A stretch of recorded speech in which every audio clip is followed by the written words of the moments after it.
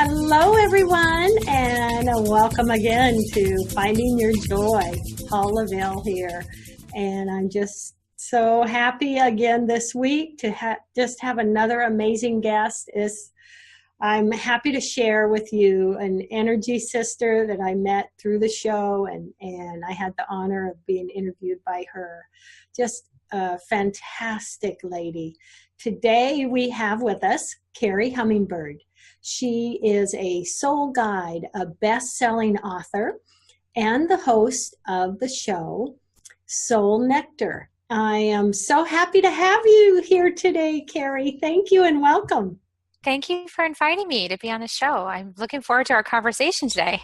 Yes, so am I. We had so much at our last get-together. It made my day. It's fun, isn't it?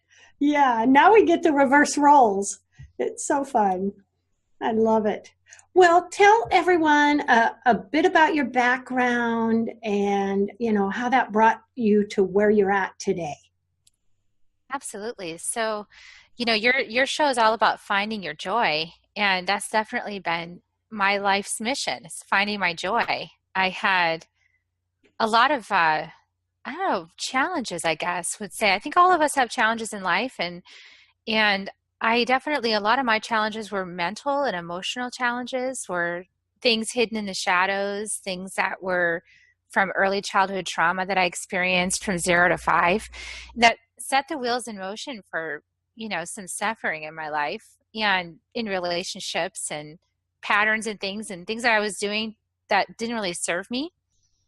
And I spent a lot of years in psychotherapy trying to find my joy and solve these patterns and figure out why it was that, all this stuff was happening to me.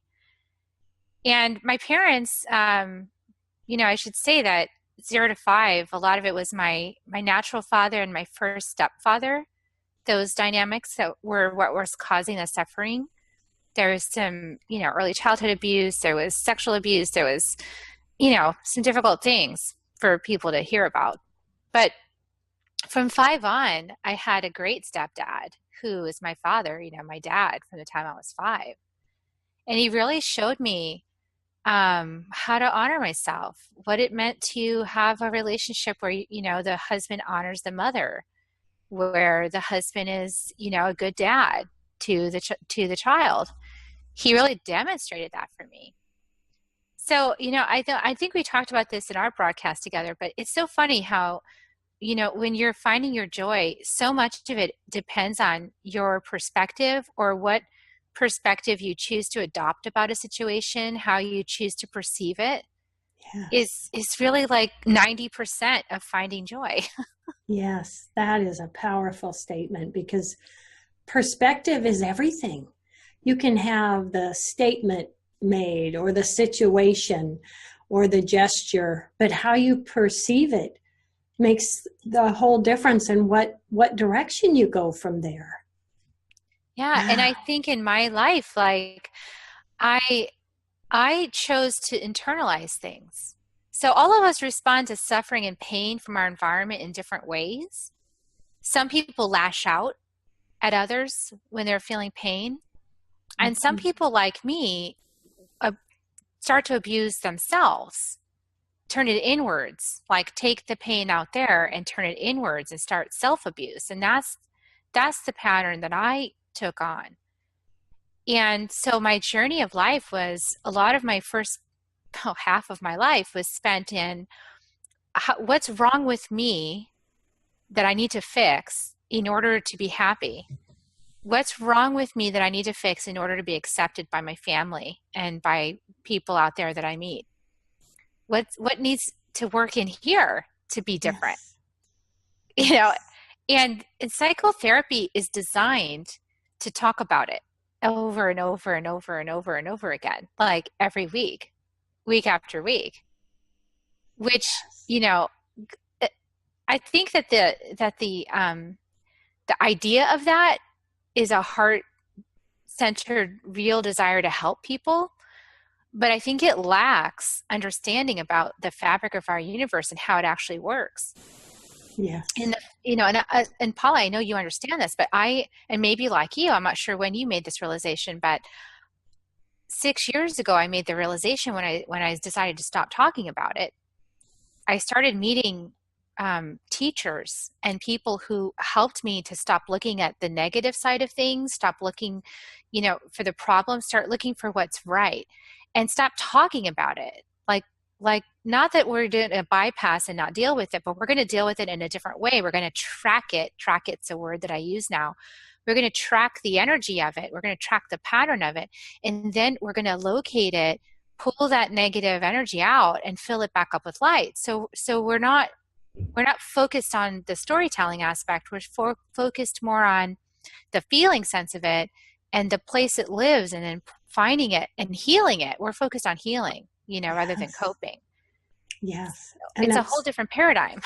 Yeah. And it's so true when we open the door to a change or a shift, then those connections come. The people we're meant to meet, we meet, and all these synchronicities happen. It's so fascinating.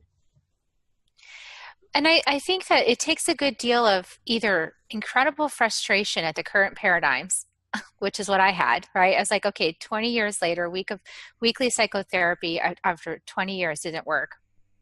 Very frustrating, So, okay, leaving that's not working, and opening to something new. Or it just takes an adventurous spirit, that's willing to say, hey, maybe I don't know everything. Maybe there is something new that I could experience. But any way that you come to it, this decision to surrender processing things from your mind and to open to the possibility that the words that you use actually are creating your life, that the stories you tell about yourself actually weave a tapestry of experiences for you so that you can experience just exactly that. Yes. I love it. I love it. Yes. So then the choice is, what do I want to speak? Because whatever I speak, I'm going to experience. So what do I want to speak? How do I want to speak? And like I said, we're not going to deny the things that happened to you that were painful or upsetting, but I'm sure, because I know I've found in my journey, that there's a way of speaking about it differently that's empowering. Mm-hmm. Yeah. And my gosh, what we speak, what that puts out there, that we bring back to us. So it's very important what we speak. Yes. When we set, and when we set intention, the things that we set intention about. Yes. I think it's when we do it unconsciously, and not only speaking the words, but using the second superpower of emotion. Yes. Because emotion is like jet fuel for words. And like just whatever you said and you put strong emotion to it, now it's like manifesting at like 1,000 rate. Like, I love that. I love that, Kerri. I'm thinking, gosh, I have a lot of jet fuel. Oh, hi. I'm an emotional girl. I do it with passion. I love that. I'm going to think about that now, the jet fuel. Oh, tell us, Kerri, about your book. Tell us a bit about your book. I think that's so exciting. So I wanted to talk about 2 books today. One book is called Awakening to Me, and that was the story I think you're referring to. I documented, I got this download, this from spirit, this knowing in my body. And we're going to talk about intuition a little bit too, I think. I got this knowing in my body that said, start writing about your healing journey and be completely transparent and totally honest about where you are along every step, because it's going to be important. And I, at some level, understood that I was charting the course out of madness. And it is madness, I really believe, I see it that way now, looking back on the mental matrix of thought, the groupthink that happens in Western culture has a lot of madness to it. It's a lot of like, I'm going to focus and talk about it and have all these negative feelings. And then words, feelings combined, boosting like crazy the story to receive more and more and more of that. That's a sort of madness. So in finding the new teachers that I found, which were energetic based, right, which were based in nature and based in energy, those allowed me to focus on healing, to focus my thoughts on healing and on light and on filling up and all the allies and all the support that I had. And not only that, but all the reasons I had to be grateful.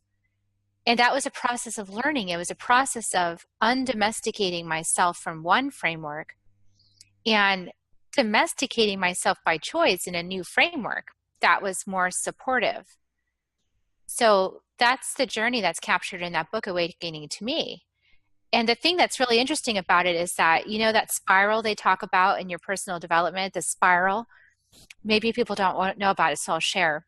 So and when you start spiritual growth and you say, oh, I'm gonna work on myself now, I'm gonna fix this problem or whatever, I'm gonna solve me, and you start to go down that path, you notice you start to have awareness. So awareness is the first step, and awareness brings you to go, oh, I'm doing this pattern. And then you can look down and see all the times I did that pattern, right? Oh, I've done that pattern a number of times. Wow. Okay, I see the pattern now. Now I'm not going to do that pattern. So you make a choice.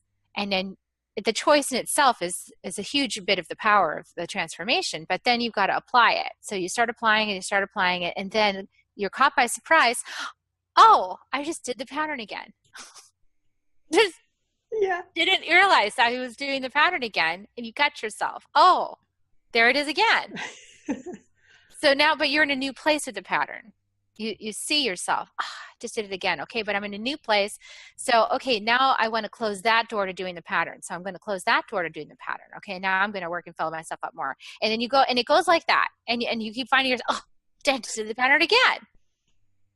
And it's this process of like understanding the tangled web of things that lead to you keeping on doing that pattern that you're choosing not to do. So that's essentially my book. I mean, it's exposing that dynamic, Yes. because you can see me doing it again and again and again, and the reader can almost predict it, like, uh-oh, here it comes again. It's back. It is back, and that's okay, because the cool thing about the book is that, first of all, for me, the cool thing is I would never believe that I thought or felt that way before from this place that I'm at now. I can't even relate to it. Like Oh, even the finishing of the book, I can't relate to it anymore. It's so far in the past for me from to where I am now that it's like a whole different person. I see pictures of myself from even a year ago, and that book was finished in 2014. Even a year ago, I see pictures of myself and I go, wow, that doesn't totally resonate as me anymore. It's not me. And that's what happens when you evolve. yes. So the second book I wanted to talk about is my new book, and it's an ebook. So it's not on I haven't decided if I'm going to publish it and do all that stuff yet, but it's a free book, and your listeners are going to get it. And it's called Reinvent Yourself, because I realize that's what I've been doing. I love it. I love it. I've been reinventing myself, like the butterfly behind me. Yes. And I didn't even know it. Like, I didn't realize it. I bought this tapestry, this little movable wall, so I could do interviews and I could have something nice behind me. I didn't even think about it. I just thought, oh, I really love this. I like butterflies, okay. But really, like, so funny, right? Because Yes. butterfly is all about reinvention. Mm-hmm. That's what it does. And isn't that exciting that we can reinvent ourselves? That today's a new day. Tomorrow is a new day. We don't have to stay where we're at. We can reinvent ourselves. We can, do different things. That's Well, exciting. we can let go of the way we've been processing the world, Yes. which is usually here, if you're being honest with yourself. You're processing it from here, not from here. And it sounds trite to people who have seen, oh, listen to your heart, but that actually is not trite at all. And I think this is the thing we were going to talk about, was intuition. Yes. This is so simple, and we miss it because it's so simple, is paying attention to where are your words coming from? Is it like a feeling of like pushing it down from here and thinking, and then it's like coming out this way? Or is it tuning in here, listening here, and it's just coming up? you can feel the difference when you're if you're paying attention to it, you can feel where the words are coming from. Are they coming from source, and are they coming freely up, or are they kind of being forced and like figured and made to fit to come out? Does that make sense? You know what I'm talking about? Yes. Yes. And so in order to get the words that flow, because the ones that come from here are so natural, it's like effortless. And it comes from the very deep center of your being. It's just like, oh, that feels so good. Yes. But in order to get there, we've got to stop this chattering. Because the ego mind is chattering, is control, is fear. But the heart, everything that comes from the heart is so genuine. It's genuine and it's in flow. Yes. And it's tapped into your soul wisdom. So one of the things that I teach in this Reinvent book is how to shift the modes from our current Western framework of like thinking problems to death, and then forcing solutions to like, okay, I let it all go. I surrender it. I trust that I don't know what I'm talking about because there's muddy waters and there's muddy filters and there's confusion. And I'm coming from here, I don't know. But if I can come from here, I'm coming from the I am in my knowing. Yes. I am in my clarity. I am in my connection. Then it's so much easier for that to flow out. And it can shock you because it's so clear and it's so wise. And you can doubt it. Like, that just came from me, Yes, yes. And when we're in the I am, wow, our intuition and, what we can see and feel, messages we can receive, it opens up so much. But you've got to have different paradigms for accessing. You've got to create quiet space. In order to access the heart wisdom, we've got to start tuning into the other senses. The sense, turn off the sight, which is oftentimes, if you notice, if you just close your eyes and then drop your attention down into your heart and feel the question, you can come up with a much better answer than if you keep your eyes open. It's like your eyes are the windows to your mind or something. Like they work together to collude to create this false reality. So just don't use either one of them and come down into your heart and listen down here. You can come up with some pretty interesting visual images, messages, knowings, sensations.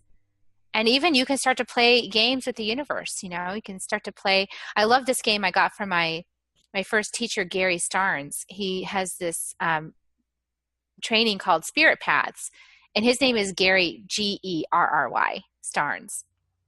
And the game is Morning Messenger. And so you say, I want to ask a question. I really need an answer to this question I have. I'm not sure what to do right now. And this is on my heart. And so Spirit, I'm going to play Morning Messenger with you. And I'm just going to allow you to send me a teacher. And then you sit outside with your coffee in the morning for 15 minutes or so. And you just pay attention. And then maybe a squirrel comes by you like unexpectedly, or a lizard is all of a sudden piped up and you see his throat, doing its thing with the red. And, it could be anything. It could be a hawk flies overhead. Yes. And you go look it up. And there's a great references for this. You go look it up and see what that means. What's the message? Yes. But it's interacting with life in a whole different way than we're trained to do in our culture. Yeah. It's so fun to ask for messages. I did quite a bit of that in my shamanism training, and then I would just go take a walk and see who I see, see what I see. That can be so fun. And it can show up in a lot of ways. Like it could show up, you ask for the answer to a question and you're driving along and all of a sudden you realize the answer's on the bumper sticker in the car in front of you. Yes. Yes. I mean, a song can come on the radio and it's like, oh my gosh, okay. It really, and I just say, have fun with all of that. Oh my goodness. It's a way to have fun, and it's a way to really trust that it really is that simple. Yes. It's not a coincidence. It's the divine consciousness playing a game with you. You finally opened and said, okay, I know you're real. I'm going to listen. Yes. It's Yes. that simple. Yes. But I think we think, our Western mindset thinks, oh, I can't be like that. That's ridiculous. We don't. Too easy. It's too easy. And that we think it complicated everything. Everything's got to be complicated and like this big story and this big complex thing. And it doesn't have to be complicated, and you don't have to figure it out. That's the other thing I think that people don't understand. You don't have to figure it out. It's not necessary. Yes. Your happiness doesn't depend on you figuring it out. Exactly. Kerri, I would love to have you share with everyone your website information and how they can listen to your shows and learn more about you. Absolutely. So Soul Nectar Show is on iTunes. So you can look it up there. And you can also go to Soul Nectar Show website, which is soulnectar.show. Super easy. And if you want to claim that free gift of the Reinvent Yourself book, you can go to my website. It's kerrihummingbird.com, and that's KERRI, hummingbird.com/gift. And it's a free ebook, and it teaches you some of these things I've been doing to reinvent myself from some darkness and labels and all that kind of stuff into a place of, this fun creation, like we're talking about with Paula, finding your joy and letting the process of life. There's always going to be challenges in life, but there's a way to come at those challenges from a place of joy and curiosity rather than the suffering and the beating your head against the brick wall kind of thing.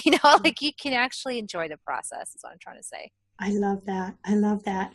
With a few minutes left, what last thoughts would you like to share with everyone? Or, is there something you'd like to tell them today that they could think about, that they could bring into their lives and make a big step today in a shift and an awakening? What would you say? Well, I think the biggest message I feel compelled to offer at this point is the realization that everything is a gift. Your life is a gift. Your existence here is a gift. The fact that you are still listening and you have a job, or you have economic means to survive, or you've got help, you've got food, you've got friends, you've got sunlight. Everything is a gift. Oh, that is beautiful, Kerri. That is beautiful. And, you're a gift. What you're doing for so many, and all of your amazing guests that you share. And, the more everyone comes together and shares information together and cares, my goodness, what an energy that creates in the world, doesn't it? It creates a really great energy. And when you want to pull yourself from a dark space into a light space, you've got to really realize it's a lot of scrambling up that hill. So take advantage of these resources. Fill your brain with something delicious, that's going to nourish you, just like you'd fill your body with healthy food if you wanted to be healthy and recover. So you've got to do it at all levels. So healthy brain food is listening to things like this, listening to Paula's show, going on iTunes and listening to the people that I interview and listening to their shows. So really immerse yourself in this kind of vibration, and it'll really help you on that scramble climb up I love it. Get to the top of the mountain. I love it. Oh, Kerri, thank you so much for joining us today. I'm just honored to have you on the show. Thank you so much for offering. It's been a pleasure being connected with you, and I look forward to more. Oh, thank you. Yes, we are just beginning. And love, hugs, and blessings. And to everyone out there, love, hugs, and blessings. See you next week. Bye.